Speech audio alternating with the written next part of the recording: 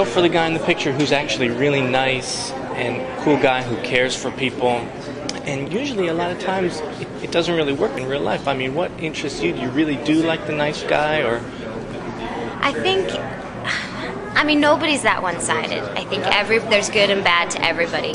I like the majority to be nice because I didn't have a very long I like the bad boy period because there's something not very satisfying about it. When I was in college, I definitely liked the guy that I shouldn't like or the guy that didn't like me back. But for the most part, I think I'm just a happier person knowing that someone likes me back and that does good things in the world and treats people with respect. And I know that sounds all corny, but...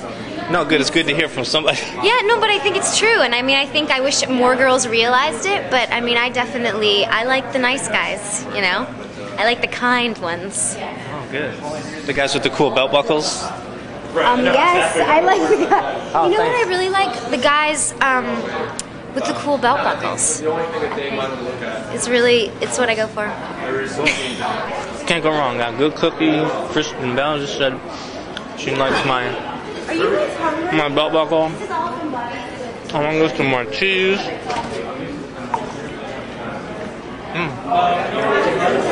I'm wondering, we're all in a circle. You want to do Duck, Duck, Goose or something? Or? Yes.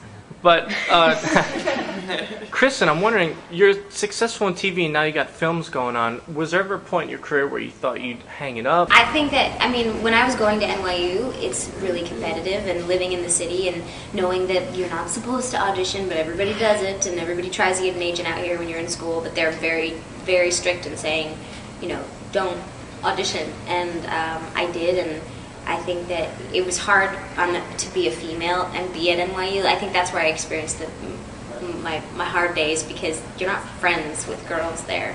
You have guys, and then you have gay guys, and girls are like cats. And I didn't have a lot of girlfriends. I had a few good ones, but it's really competitive, and I think that the business girls can be really hurtful.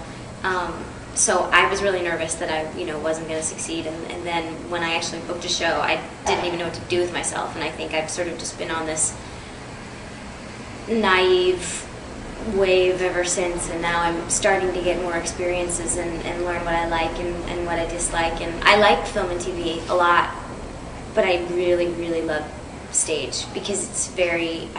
there's the immediate gratification of having the audience there and seeing if you've made them laugh and seeing if you've made them cry, and if they just sit there stone-faced, you're like, I gotta do something better tomorrow night or something,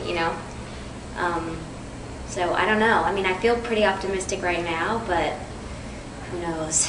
I'm very lucky to be here. There are hundreds of thousands of girls that want to switch places, and I'm not gonna mess it up, I guess, or I'm gonna try not to. I'm very grateful, and I want to work hard while I get the work.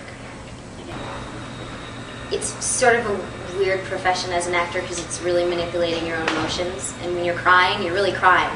You're not crying about anything you care about, but you still have the cry inside you. You have the feeling of sadness. You are making yourself go through what you need to go through to produce the tears, and that affects your body and your emotions more than it does mentally. So you find that, like, when you're playing a really dark character, you come home with all this shit, and you're like, what? Why am I edgy? Why am I needy? Why am I...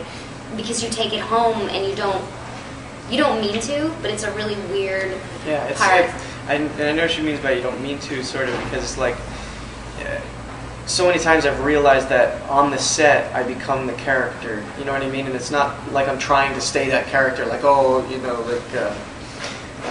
if I was working in a 14th century film, I'd I wouldn't use a doctor or something like that. It's not like that, it's just kind of shit like for some reason, if I'm playing an awkward character, I'm awkward as a person during that entire filming, and it just kind of becomes a part of you. It's an orgy to the fans. It's really, well, I mean, I don't know how you felt cameoing as Boba Fett #1, which is brilliant, by the way.